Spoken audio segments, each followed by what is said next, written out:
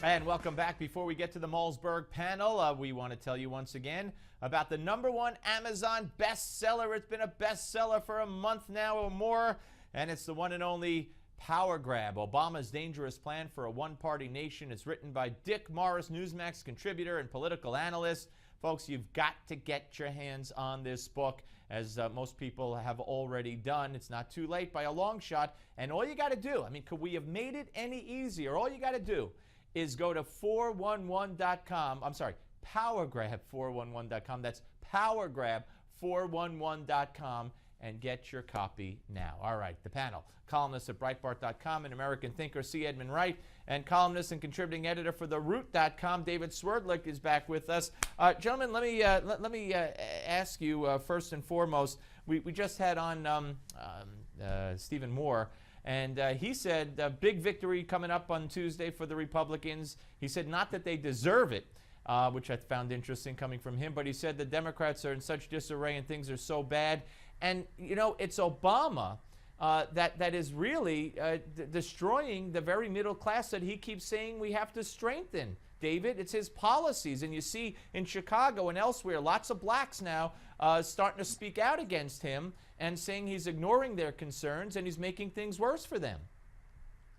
Well, look, Steve, I actually agree with Stephen Moore that Democrats are likely to lose next week. I don't think it's going to be a landslide, but I do anticipate Republicans making some significant pickups, maybe getting the Senate.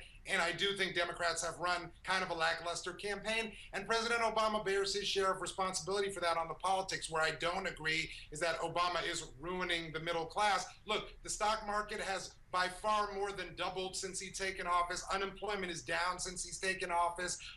You know, we've exited from wars year over year.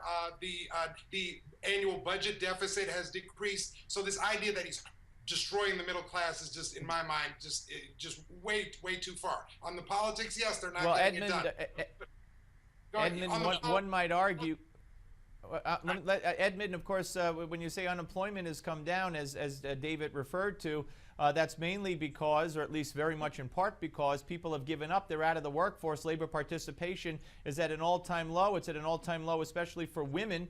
And people that have taken new jobs and have found work, they're making less money now than they ever made in their lives. So it's a very bad economy.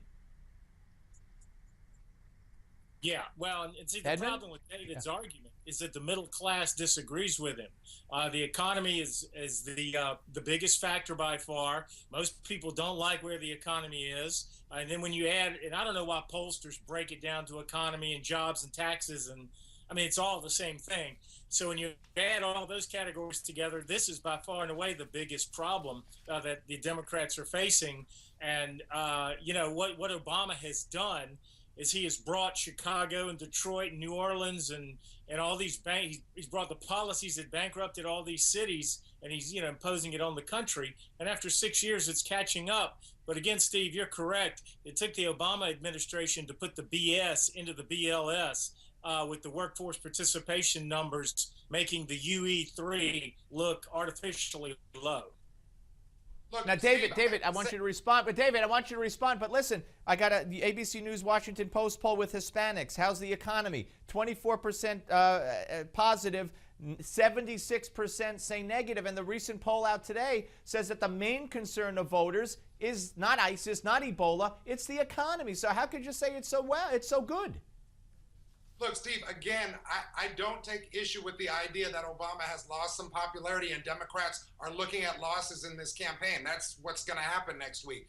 But again, if the economy is so bad, if a bad economy means a doubling of the stock market, if a bad economy means that people whose 401ks rebounded from 2008, if it means, you know, 50, 60, 70 months of straight of job creation is Obama destroying the economy. I just think that the public is basing their perceptions on all the talk and chatter from Republicans and not the sort of the facts on the ground. Look, the president and the Democrats have not done perfectly. They've not done a lot on mortgages. They've not done a lot on some other issues that are important to as we're talking about middle class voters. But this idea that the economy is worse off than it was when it was in free fall with Lehman Brothers and TARP and everything as Obama came into office is not true. And I would just point out one more thing, Steve, and that's that Republicans. Republicans love to bring up the U3 versus U6. We didn't judge Reagan, Bush, Clinton, the other Bush on U6, so don't judge Obama on U6. Judge him on U3. All right, Edmund.